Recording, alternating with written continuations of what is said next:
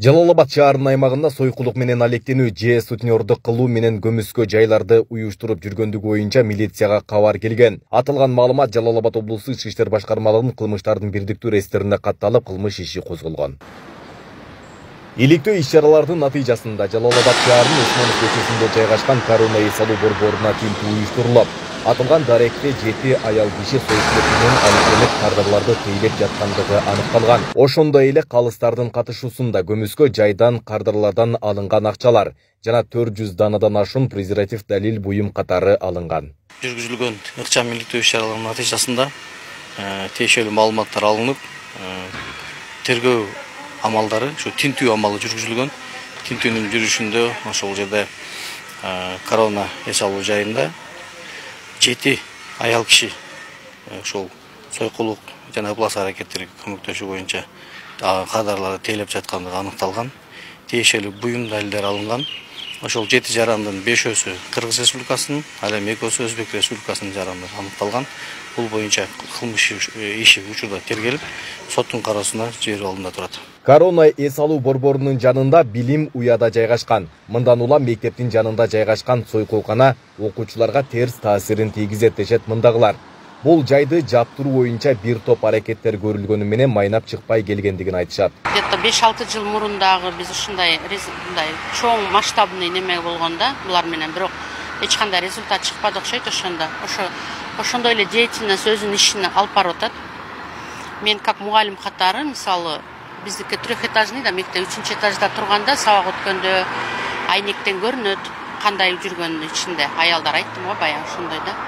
Терс таасирин тийгизет да, обязательно. Мен көргөндө окуучулар деле көрөт да класста.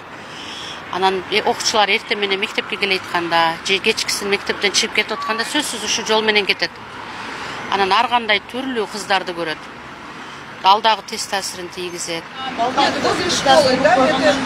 Бул жайда жашаган тургундар да кеч көчөгө чыгуудан кооптонушат. Анткени ар кандай унаалар менен келип, мас абалдагылар келгени айтылды. Бул жерде сауна бар, бизге аябай коркунуч жаратат. Бул жерде биздин кыздарыбыз, балдарыбыз окуйт, кечинде магазинге чыгара албайбыз. Бул жерде ар дайым тополоң болот, машиналар көп келет, мушташ болот. Өзүбүз даже чыккандан коркобуз, балдар эмес. Ушуну жаап беришсе, суранат элек чоңдордон. Бул саунаны өткөндө жабышты эле, 5-күндөрү кайра эле суббота күнү иштептир. Бул жерге келген клиенттер мас болуп, андай болуп келгендер даже бизге деле тийишет да. Андай чоң кыз кайка барасың, жүр, биз менен эс алып кел, канча турасың деп. Бул жерге машиналарын койгондо дагы жөн коюшпайт, карап тургула, охрана болуп тургула деп коюшат. Ошо жабылса бизге деле тынчтык болот эле. Текшеришет. Анан кийин мыйзамдар өзгөрүлүп кеткен. Бул маселеге сотко өткөрүп, анан штраф менен текшерип коет экен. Жогорку кеңешинин депутаттарына бир кайрылуу сунуш берет элем да.